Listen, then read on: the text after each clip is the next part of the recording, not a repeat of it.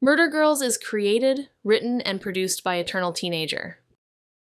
Content warning. This episode contains discussions of murder, references to past trauma, institutional abuse, and environmental harm. It includes references to substance use, threatening situations, and depictions of a character experiencing hallucinations. Listener discretion is advised. Previously on Murder Girls. What about the Driftwood School? The artists? You ever heard of them? A girl with the red ribbon. What? Wasn't she a painter? Who do you mean? I can't remember. Someone mentioned her. Or maybe I dreamt it. Okay, so the Calhouns. The Calhouns are our county's favorite ghost story. They were one of the older families in the county.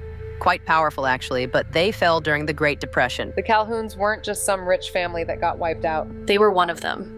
One of the originals. The Calhouns weren't erased by strangers. They were erased by family. And that's when I see it. A mural painted directly onto the plaster. There, in the corner. Sculptures. Bronze, I think. 2 figures. A man and a woman. Oh, hey, there's something carved underneath. Says Dorothy Calhoun. Have you heard of the Driftwood School? Communal movement. It burned bright, and after that, the movement turns into more ghost stories. Anyone still alive? Clement Dreyer. Lives in Holloway now, I believe. Then I notice it. The flash of color. She's near the center. Bela Harper. Not posing. Not smiling. A long and wide red ribbon tied in her hair, like it was an afterthought she never bothered to remove. Anson Calhoun didn't remember much, but he remembered that. The girl with the red ribbon. Bella had problems. That's the word we used back then. Manic, depressive, unstable. She was brilliant, yes. But brilliance doesn't protect you if people decide you're unwell. Yeah, just random employee IDs. Pine Ridge, Oakmont, Riverside, all mental health facilities. 1960s through early 80s. Wait. This one's got a red mark. Vernon Crocker. Night shift charge aide. Pine Ridge Psychiatric Center. Last box. Oh, okay, Pine Ridge Psychiatric Center. Same place our lanyard friend worked. These are patient files. Huh, no red marks. Maybe the bottom? Wait, he didn't mark it because it's gone. What? Look, the files are all in order. File 1582, 1583, then 1585. Dylan took it. Because it was too important to leave behind. Let's see here. Whoa. Oh my god. Mags? Hey, what is it? It's your patient ID number. It has the CIS tag. Amy, you're a Calhoun.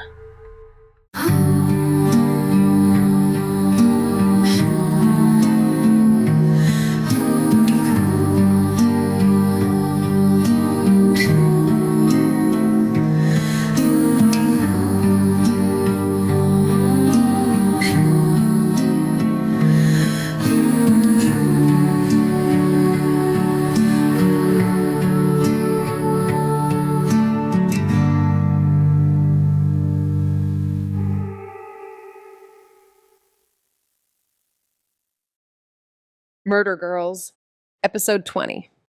The girl with the red ribbon. Amy? Yeah, hey, yeah, I'm good. Great even, yeah.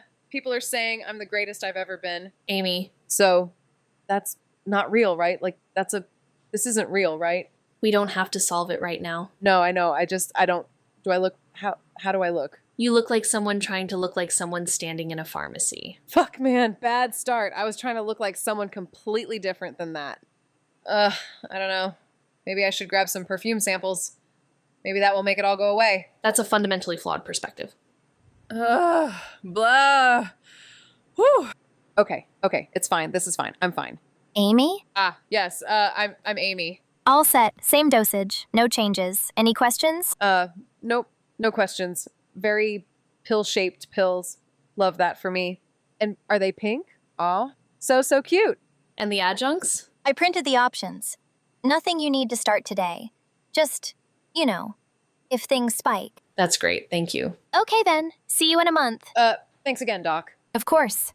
Take care of yourself, Amy. Always fine. What? I'll be fine. I will be. I'll crush it. You'll see. Great. Good to hear. Bye, we are going now. Oh dear. Love a light afternoon apocalypse. So, hypothetically, if someone were a secret heir to a cursed legacy... No hypotheticals. Right. Just one foot after the other. I can do that. You're gonna kill it. Let's go home.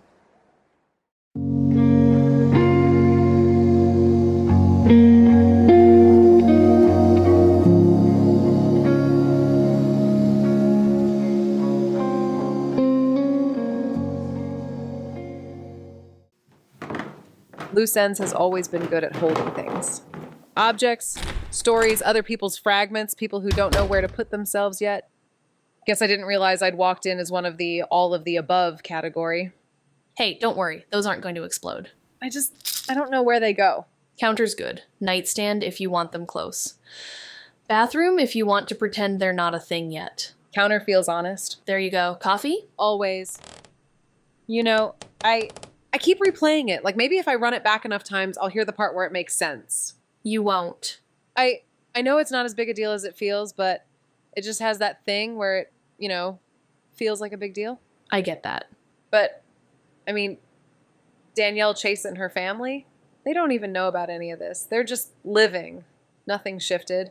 No secret weight dropped on their heads. Right. And Anson is a Calhoun by name, and he's living his best life right now. Fuck. I want that life. Okay, well, that's a bit of a, that's not really... Okay, you know what I mean? Sure. I want that. Like, the part where this doesn't rearrange your entire sense of self. Yeah, that part's underrated. And this all just feels heavy. Maybe because we're learning what happened to them. The mural, the pin, all of it. And now I'm one of them. You don't have to justify how it feels, just feel how it feels. Right. Well, feels bad, man. I can only imagine. Coffee is great, thank you. It's not from Jonathan's side. Can't be. Makes sense. He moved here from Austin. The O'Connells have been in Texas for forever. No Avalon Falls nonsense. No cursed lineages. Just normal disappointments. The dream. Which means it's through my mom. She's the Calhoun. Obviously not by name. No, she's Mary Wilson. Honestly, that's really all I know about her. You never looked for her online, anything like that? I mean, a little. Mostly locally for more of a historic overview. There's not much, really. Any of that would have been from the world before the internet, so it's... Her name mostly on school or public records? Yeah, and also, it feels like she didn't want anyone to look. So, I didn't. Obviously, part of that is because she left me, and yeah, okay, fuck her. But also, I just didn't want to live in that. When Jonathan died, finding out what really happened to the parent who stayed felt more important. Do you remember anything about her? I don't remember her. Not really. Sometimes it feels like I'm about to, like there's something there, but then I realize I'd be lying to myself if I called it a memory. What I actually have is the idea of a person, shaped by other people's complicated feelings they never fully expressed. None of them mine. What did Jonathan tell you about her? He didn't. Not in a we don't speak of this way. More like she was already gone by the time I learned how to ask questions. That's weird. But yeah, when we were kids, I remember it wasn't something anyone talked about. At the time, it was just us. Our life. Me and my dad. There was a missing part, but it didn't feel urgent. Now it feels like a really loud silence. Like he was waiting for me to get older and we just ran out of time. My parents didn't bring it up. Dee Dee didn't. You and I didn't. I didn't know how to ask. You never talked about it, and you seemed fine. There weren't even photos. No papers. He didn't keep the marriage certificate. Nothing. It was like she was erased. But not angrily. Not cruelly. Just quiet. Like this soft and fuzzy cover-up. Did you ever ask Dee Dee? Yeah, a few years ago. She didn't say much. Well, that's a fucking red flag right there. I know. She gave me facts without context, dates, vibes, a very careful shrug. More screaming negative space. Exactly. The Calhouns were originals. Yes, but you don't need to wear that. Good, because I don't want that. I don't want the mythology. I don't want to be folded into the town's fog and ghost haunted house narrative. You're not obligated to play the role. Avalon Falls doesn't really care about consent. True, but this isn't going to suddenly change everything. We're not going to drop this into Minerva's feed and watch the town flip overnight. There's no redemption arc, no clean reset, no dramatic apology tour. That's not how Avalon Falls works. Hell, that's not how America works. Dark, but fair. This is like one of those ancestry searches. Instead of being related to Joan of Arc, you're related to a cursed Pacific Northwestern elite family. The town loves inheritance. It just never asks what it costs to carry. So, if she was a Calhoun, my mom, if that's why she disappeared. It feels like the town did this to me before I was old enough to notice. It doesn't get to keep doing it. I don't even know what I'm allowed to be angry about. Everything, nothing, a little, a lot. You don't need to optimize your feelings for fairness. I don't know what I'd do without you. You don't have to find out. And same. Aw, thanks, sweetie honey. Okay, I'm gonna go get food before we both forget eating is a survival mechanism. Lula's? Always. I would like the double smash burger, please. Falls style. And when I say double smash, I mean double Falls style as well. So that means 2 eggs as well as 2 patties. Yeah, obviously. But it also means double sides and double toppings. That's the Amy style, double Falls style, smash secret style, style? yes. Oh man, you get me. You really do. Hey. Mags, thank you. Anytime doesn't even cover it. When she leaves, the quiet doesn't feel like punishment. It feels fragile, temporary, like it's trying to be kind. You look like you're trying very hard not to fall apart. I've had practice. You're better at it now. Welcome to being an adult. I don't know anything about her. I know. You never talked about her. I don't think I knew how. Was she kind? I don't know. I only know what you know. I can't give you answers. I only have your questions. Right, I forgot. I'm talking to a hallucination of my dead father about the mother I never knew, who you never explained. I'm sorry. For what? That you don't get to be angry at me properly. It's okay. What about Kathy? I mean, you've never asked her about your mom before. Must be a reason, right? Yeah, she's well-meaning, But has loud opinions. that are Heavily influenced by whichever podcast she listened to last. super accurate. Yes. To her credit, she's never actually said anything about Mom. Probably not an accident. Because it's not about her? Bingo. But also, she didn't want to put words in your mouth or mine. I think I'll be okay. Glad to hear it, kiddo.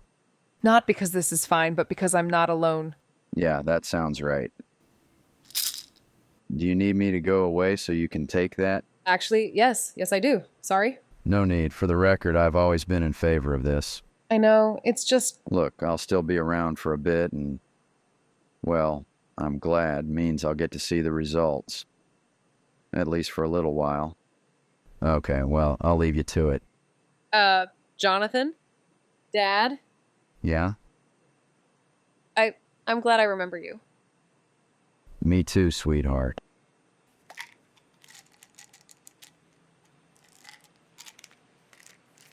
Found family doesn't erase what you lost. It just gives you somewhere safe to put it down.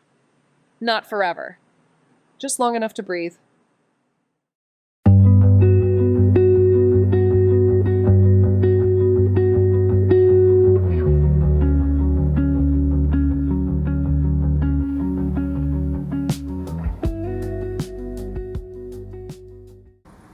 Avalon Falls doesn't really do comfort food, not the way people mean it. Lula's is the closest we get. Grease-stained paper. Food that's hot enough to demand attention. Something you can hold while you figure out what you're feeling later. Dee Dee believed in feeding people like it was a moral obligation. Didn't matter if you were sad, sick, angry, or just drifting. You sat, you ate, you survived another hour. Her stovetop mac and cheese with kimchi and gochujang was legendary, not subtle, not polite, perfect. I'm hoping this food run does the same thing, not fixes anything, just keeps Amy upright. This week has been a lot, for her, for both of us, but mostly for her. I keep thinking about what it must feel like when the ground under you suddenly comes with footnotes. And then I notice a quiet, inevitable kind of movement, the kind that only happens when something's already over. The news crews are leaving.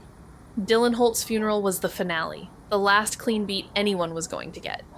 After that, it's just waiting, and waiting doesn't film well. Cheryl? Hey, Mags, right? Or should I call you Nancy Drew? Ha! Sure, okay. You know what I mean. Didn't expect to see you out here. I could say the same. Cheryl, Channel 7. We crossed paths yesterday. She remembers that we're the murder girls, but she doesn't seem to want to use it. We're packing up. Most of us, anyway. Already? Funeral was the last big visual. After that, unless something breaks, there's nothing to point a camera at. And if nothing breaks? Then it just keeps going, without witnesses. She doesn't sound cynical, just accurate. Feels fast. Always does when you're standing inside it. Couple of outlets are hanging around, long tail stuff, but the oxygen's gone. Because of Omnia? Because of Omnia. Which was the point. The Holtz timed it clean. And the funeral. Roll straight into the future. And the murder? That's not future-facing.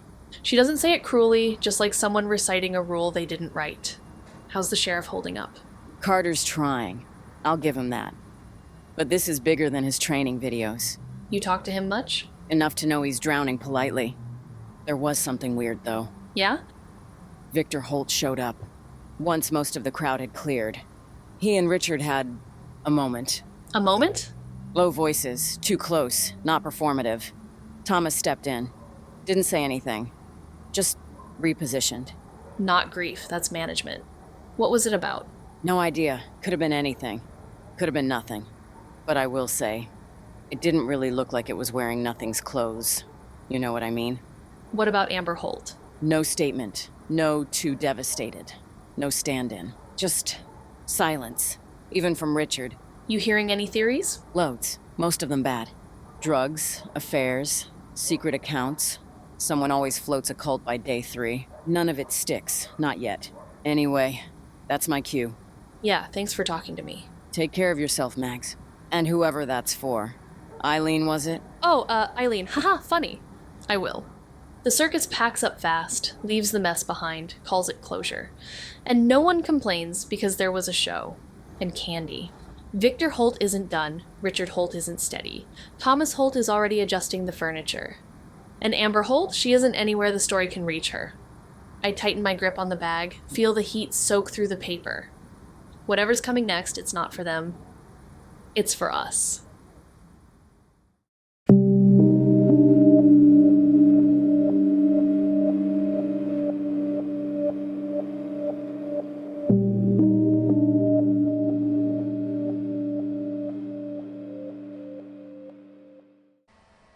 Here's the thing that feels illegal to admit.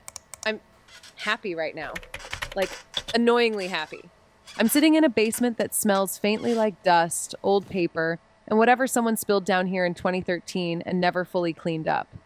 We're surrounded by screens and cables and the soft hum of corporate-grade servers that definitely weren't designed for justice but are doing their best anyway. I have a smash burger in one hand, fries in the other. They're greasy in that way that makes your brain go quiet. The kind of food that doesn't ask questions, just shows up and says, I got this. Mags ordered extra onion rings by accident, which is a lie she tells when she's being kind and doesn't want credit for it.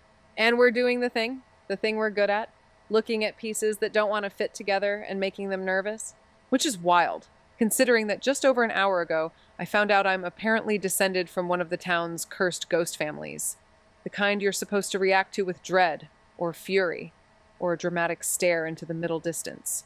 But instead, I'm down here, eating fries, running searches, listening to Mags mutter at a loading bar like it personally betrayed her.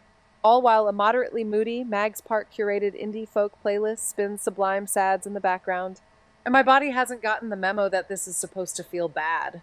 Maybe that's the trick. Maybe knowing where you come from doesn't actually get a vote in how things feel right now. Right now feels like this. Warm food, cold soda, a basement full of secrets, and the quiet certainty that whatever the town thinks it handed me, I didn't have to pick it up alone. Okay, logistics check. You still sure you're okay eating and working? You don't just want to eat first, or... Come on now, I can multitask. Bold claim. Historically inaccurate, but bold. Oh wow, you got extra napkins? So fancy. I'm not a monster. Also, you eat like a fucking raccoon. It's just being proactive. I would say wild dog, but sure. So, Bela Harper. Let's see what the internet remembers. Or pretends to. Starting academic, keeping the expectations low, remaining emotionally armored. As one should be. Always start with the people who pretend objectivity is a personality. Okay, we've got regional modernisms of the Pacific Northwest, post-war collectivist art movements, Driftwood School, a regional collective of outsider modernism. Guess who wrote half of these citations? Clement Dreyer. He's everywhere. Footnotes, citations, editorial introductions. It's like he's haunting JSTOR. Academic specter. Very on brand. God, it's also smooth, Like everyone sanded down the sharp parts and agreed not to ask why. That's how history gets marketed. Driftwood School is framed as a collective, which, yeah, that was their thing. But it's also doing a lot of work here. Some would say too much, like it's flattening work. Exactly. Everyone's interchangeable. No individual arcs, no sharp edges. Bella's here, but she's small. Define small. Appendix small, citation small, mentioned alongside the other artists, no images, no deep analysis. So she exists, but quietly. There's a lot of emphasis on shared intent, which feels curated. And controlled. This doesn't feel like lying. It just feels like choosing what not to say. Which is usually worse. Okay, let's get weird. Fan stuff. Blogs, zines, message boards. Yes, the internet's emotional memory. Oh wow, this site hasn't been updated since Obama's first term? That's how you know it's sincere. Driftwood Remembered. Run by one person. Definitely unpaid. Bless them. Photos are terrible. Oh, yeah, like aggressively bad. Scanned with a bad scanner and uploaded just poorly. But real. Okay, Bella has her own, like her own little page here. People really love her. What are they saying? That she scared people, and that her work was angrier. That she didn't, soften things. Based on the pieces we've seen, it makes sense, right? Subject matter isn't really fleshed out, like political, obviously, but... Not any one type of political. Right. More like structural. People keep using words like pressure and containment and systems that don't notice they're crushing you. Ah, yes, everyone's favorite genre, vibes you feel in your bones but can't indict in court. Someone says her work made them feel like they were being watched by something that already knew how the story ended. I love that. Same. Oh, here's the thing that keeps coming up. Multiple people mentioned that she stopped producing work suddenly. Not a tapering off, not a style shift, just gone. But I guess, that's because she was, because she was forcibly committed, right? Translation. Something happened and nobody wants to say what. But that's weird North American hang-ups disguised as manners, not a cover-up. Right. More like communal discomfort. There's a bio here, fan compiled, Earth Year, exhibitions, Driftwood stuff.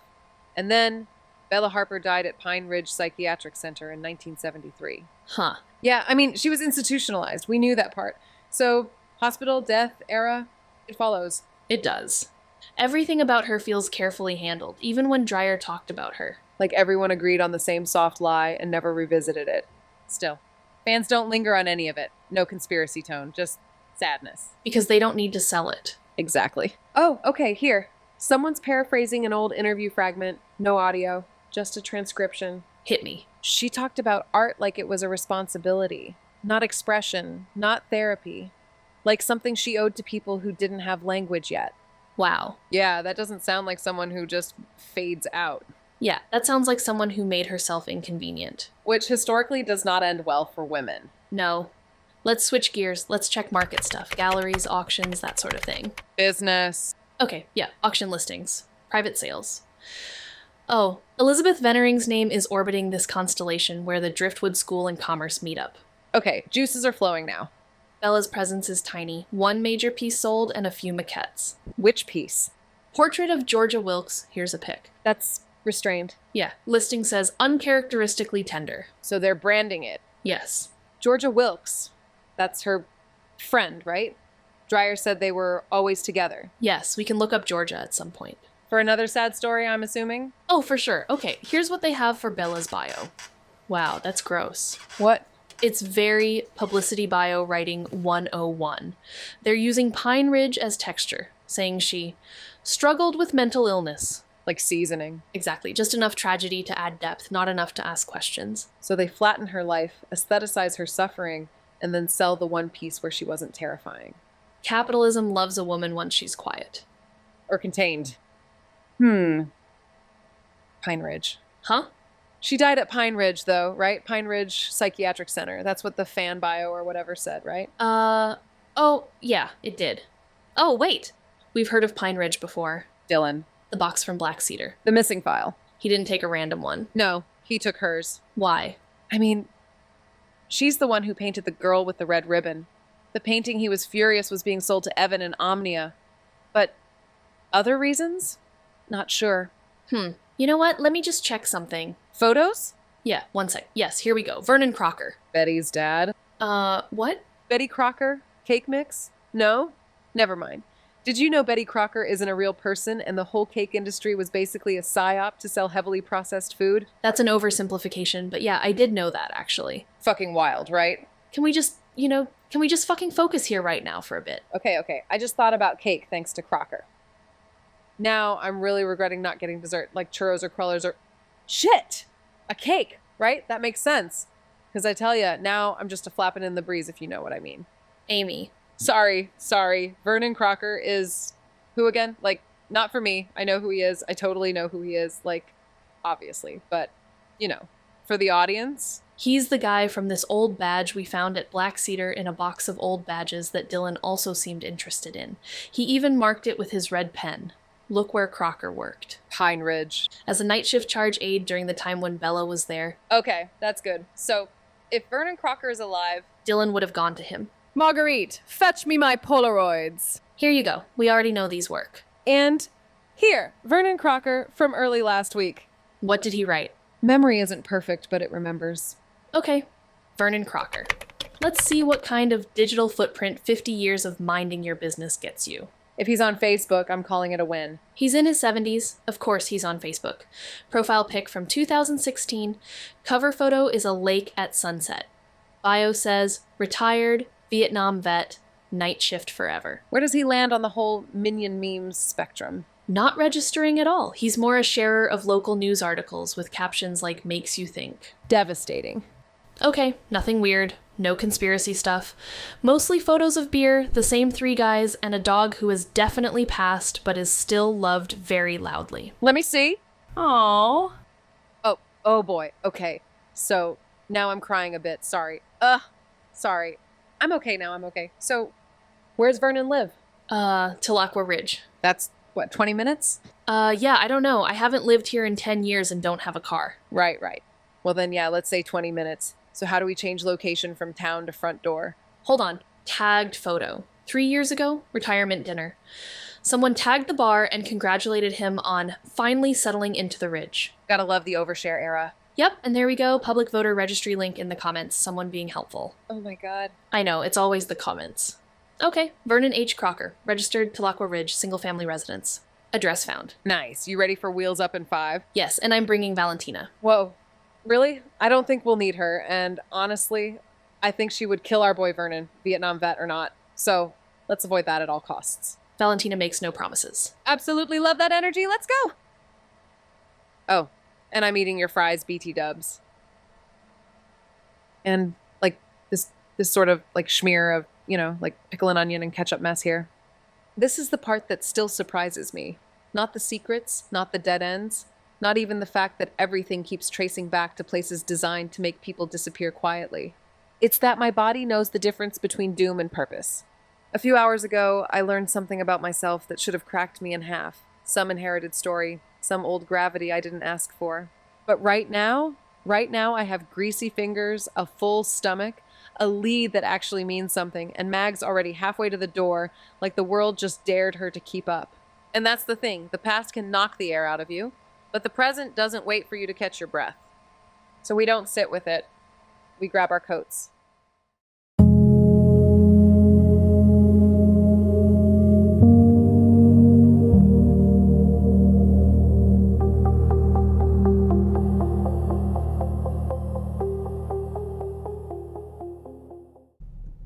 Avalon Falls looks different once you start leaving it. The houses thin out. The trees get taller, the road stops pretending it's a destination and admits it's just a way through. This is the part of the county where the past doesn't bother dressing itself up anymore. No plaques, no guided tours. Just asphalt laid over decisions that never got revisited. You can tell when you've crossed the line, even though there's no sign for it.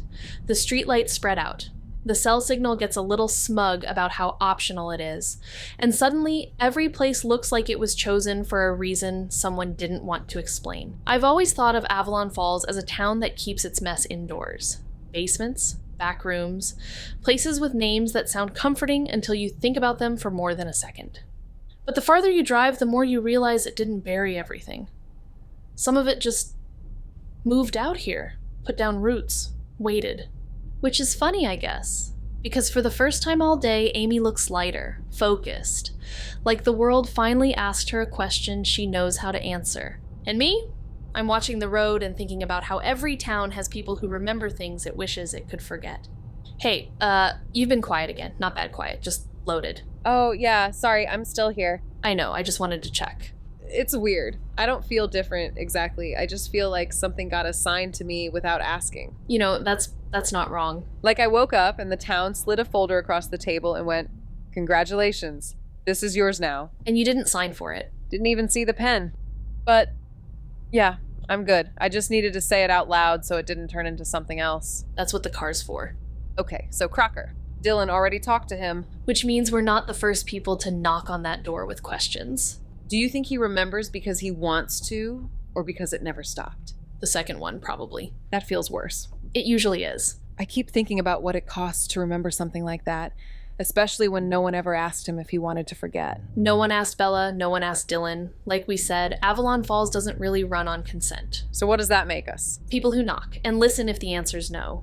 Lead with Dylan? I think we have to. Not the murder, just him. Yeah, the kid who showed up asking questions badly and meaning them anyway. Ha! Actually, Dylan was running a crazy solid investigation here. I was gonna say. Like, multiple threads, suspects, timelines, several time periods even. Definitely impressive. Yeah, respect. Okay, Crocker. No pressure, no ambush, no pretending we know things we don't. Just honest Pacific Northwestern curiosity. Talakwa Ridge, same county, same rain, different rules. It's where people go when they want space without vanishing. Close enough to Avalon Falls to stay relevant. Far enough away to stop being asked questions. No monuments here, no town myths, just streets named after trees and houses built for people who were done being useful. Avalon Falls stores its messes in basements and back rooms. Talakwa Ridge stores it in retirees, in former night shift workers, in people who were present when something went wrong and were never consulted about how to carry it afterward. It's not a cover-up town. It's a cool-down town. And if you're unlucky, you end up remembering anyway. This is it. You ready? Let's do this thing.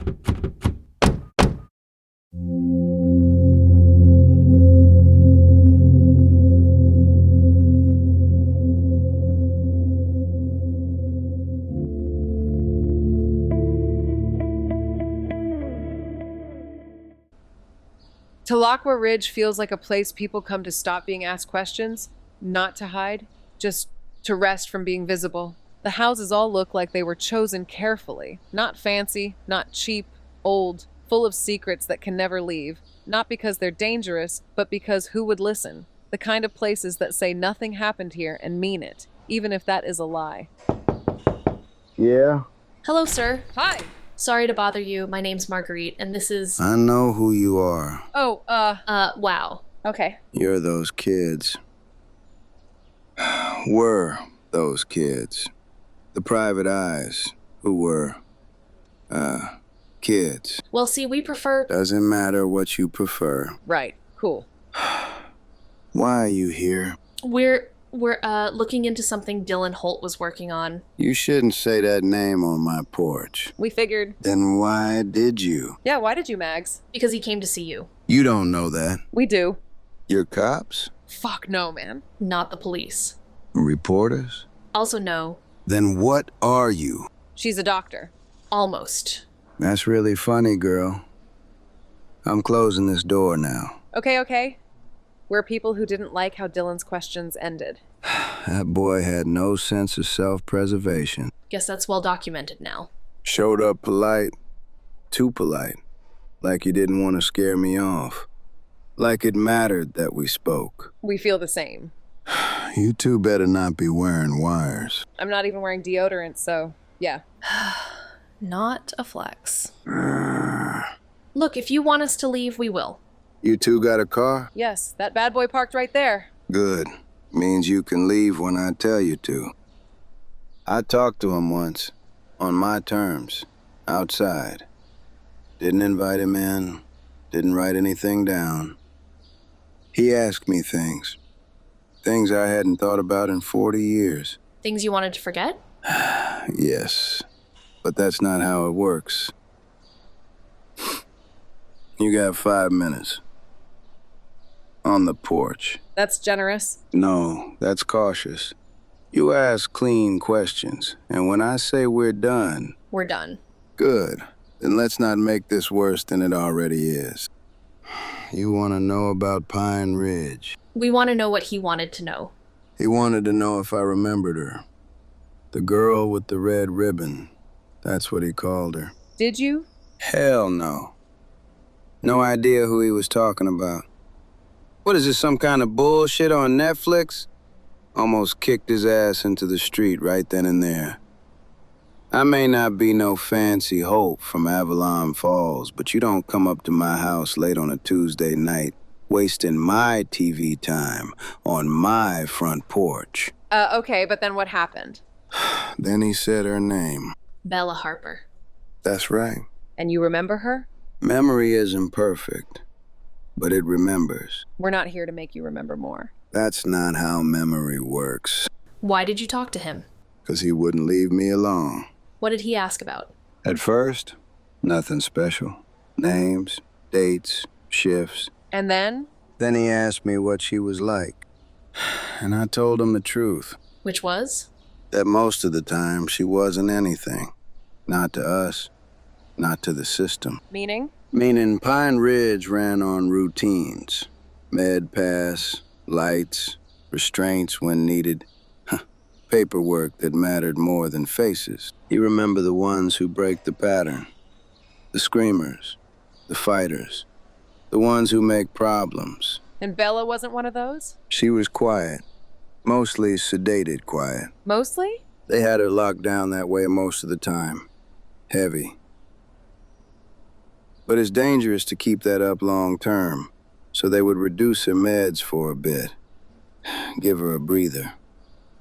During those times, she would still be quiet, but watching quiet. That's worse.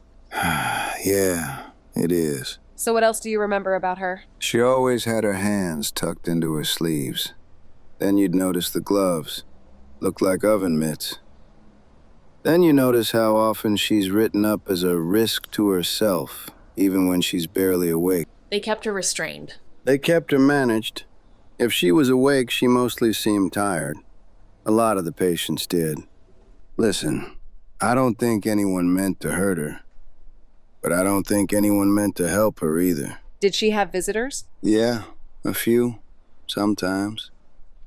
Less and less through the years. Family? A woman. Like a cousin? Was she here a lot? For a while. Anyone else? I mentioned this to the Hope boy. There was a man that come round. A man? Nice. Forgettable. Come by maybe 3-4 times a year for a spell. How old? Hard to say. No younger than 30, no older than 40. You said he was forgettable, but was there anything to remember? Wore weird clothes for the occasion.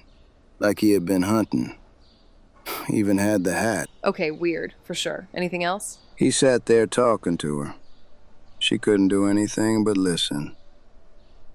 It was like it was more for him than her. The funny thing about it, though, and I remembered this when I was telling the Holt boy, was that he would always put a red ribbon in her hair, so I guess that's where that came from. He brought one and put it in her hair? Yes, big, thick one. It looked nice. Seemed to make her happy somehow, but as soon as he left, that went straight in the trash. Dangerous to have things like that lying around in a hospital like that. That is, sad and scary all at once, isn't it? Compared to the rest of the story, no. Anything else about this guy? You didn't know his name? Something like Will or Win something. Maybe. I didn't go looking at the guest log, so didn't really have occasion to learn his name and was never introduced. I do remember, though, he said one of the strangest things to me. Visiting hours were ending. I told him he'd have to wrap it up. He smiled, didn't argue, didn't apologize. Had this weird way about him. Strange way of talking. Clipped. Like he spoke without opening his mouth, with his teeth clenched. He looked at me and said, "Some things don't stop just because you lock the door behind you. demolish the house and salt the land. I'll tell you that for free. That's a weird thing to say. Yeah, didn't mean anything to me at the time. Still don't. But you remembered it. Yeah, 'cause it didn't sound like something you say to a stranger in a hallway. What did it sound like? Confession? Promise? Hard to tell the difference sometimes. Did Dylan say why he was asking you all these questions? He said some stories don't end where people think they do. Poor son of a bitch. Did you think talking to him was a mistake? I think not talking sooner was. I'm sorry for asking you to remember all this. You didn't make it worse. It was already there. Thank you, really. I didn't do it for you. We know. Careful what you do with it. Some memories don't like being handled. There are stories that don't feel dangerous while you're hearing them. They don't raise their voice. They don't ask for belief. They just take up space. Sit with you. Wait to see what you're going to do next. Bella didn't get to decide what was taken from her. Jonathan didn't get to decide what killed him. Dylan didn't get to decide how far his questions would follow him. And Crocker didn't get to decide what stayed lodged in his head after the doors closed and the lights went out. I keep thinking about that red ribbon, how something meant to look gentle can still be used to measure how little choice someone has, how easily kindness turns into control when the person receiving it can't say no. I used to think the worst thing about places like Pine Ridge was what happened inside them.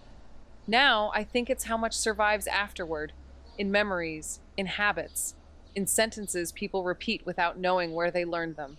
Some stories don't end when the doors close. They just change hands. And once they do, you don't get to decide whether you're part of it anymore. Only what you do with what you're holding.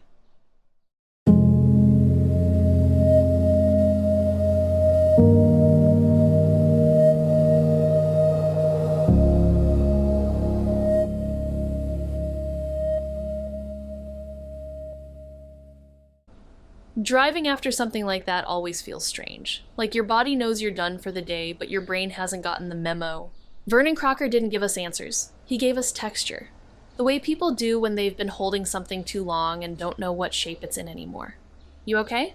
Yeah, I mean, no, but yes, in the functional sense. That's my favorite category of okay. Crocker was scared.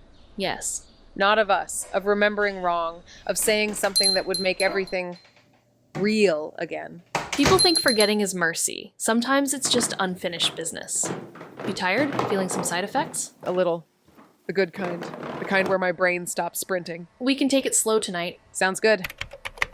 Okay, Crocker said family. Let's see what that actually means. Not bloodlines, just people. Fans are good at people. Okay, Driftwood School Nostalgia Blog. Archived. Very earnest. Too many ellipses. I love a good ellipsis, but yeah, that tracks. Here we go. Someone transcribed Bella's obit. Nothing about being in Pine Ridge. She is survived by extended family in Tahlequah County. Her Aunt Susan Harper, Uncle Warren, and cousin... Holy shit, Mavis Beals. Mavis Beals? No way. Dylan flagged her. The social services worker. With the CIS tag. Same decade, same county. Mavis Beals is a Calhoun. And so was Bella. Holy shit. I mean, it explains the art now, doesn't it? Fuck, for real. It wasn't dramatic. It was worse than that. It made sense. They didn't just institutionalize her. They contained her. They contained the story she was trying to tell. Hey, you okay? We don't have to solve everything tonight. I know. Hey, is that... It's the Originals payphone. Video incoming! The Originals payphone, the one place in town where secrets still believe they're safe. Someone's using it. Sweet. Hey, can't see who that is. They're hidden. Whoa, holy shit. They're calling us? Oh my god! I can never predict the escalation. Answer it. Okay. Hello? You're asking the right questions, just not in the right order. Who is this? Jonathan O'Connell didn't die because of what he was chasing.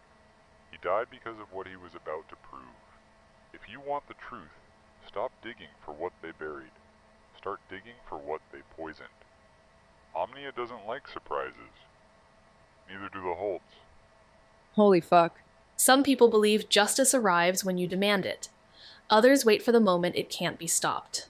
Either way, once someone opens the door, you don't get to pretend you didn't hear the knock. The only difference is whether you walk in to finally turn the lights on, or to burn the whole place down.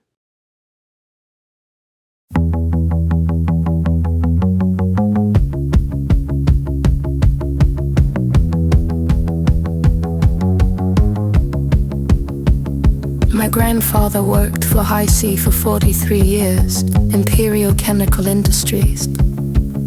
He has a commemorative pen set.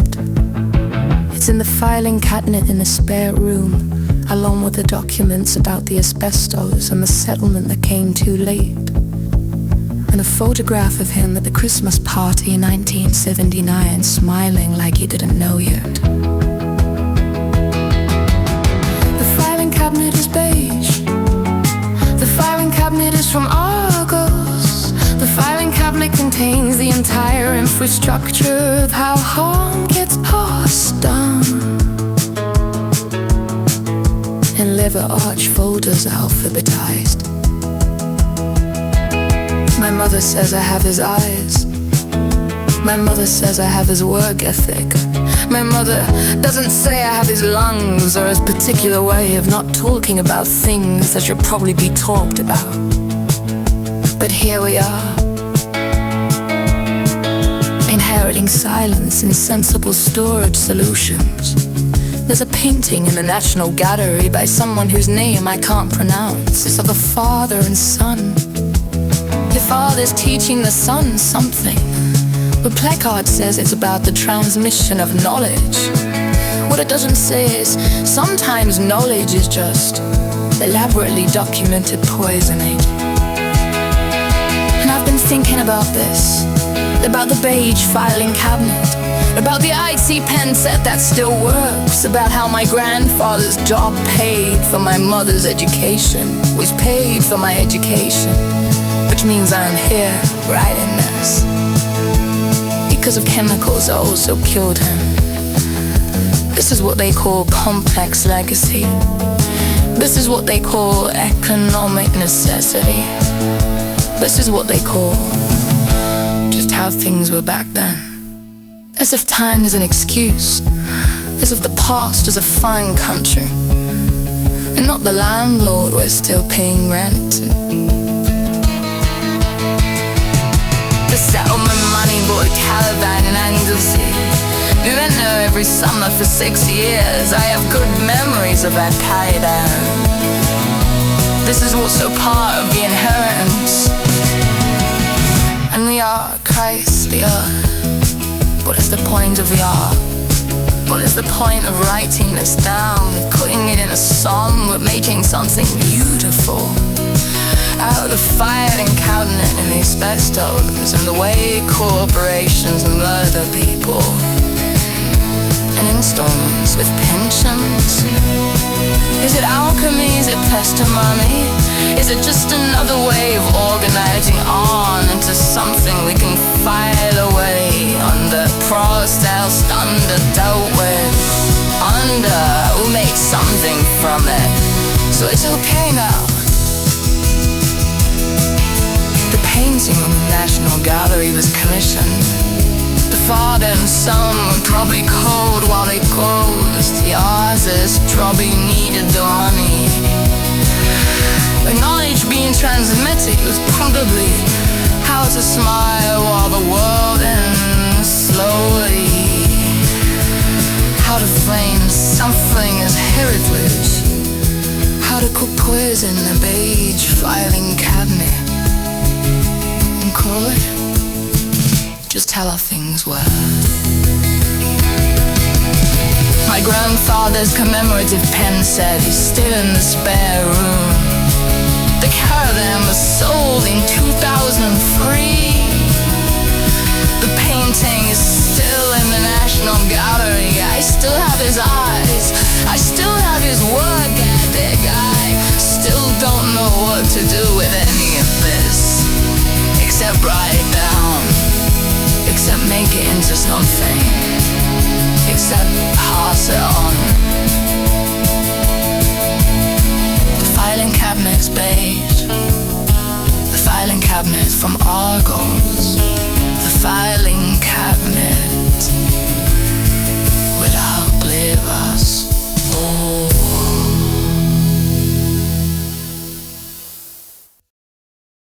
Hello, Mags Park here. If you're listening on Apple Podcasts and you made it all the way to the end, Thank you. Yeah, that means something. If you want to help us keep telling this story, Leave a rating or a review on Apple. it's how this kind of story survives. And just so you know, we're not doing this alone. We never have been. We're a team. And if you're still listening, You're part of it. no matter where you are. Thank you. Hey, y'all. Avalon Falls has a soundtrack. Yeah, we just keep finding pieces of it. You can listen to all the music from the show. On the Music from Murder Girls playlist on Spotify. Headphones recommended. Emotional preparedness optional. Eternal teenager.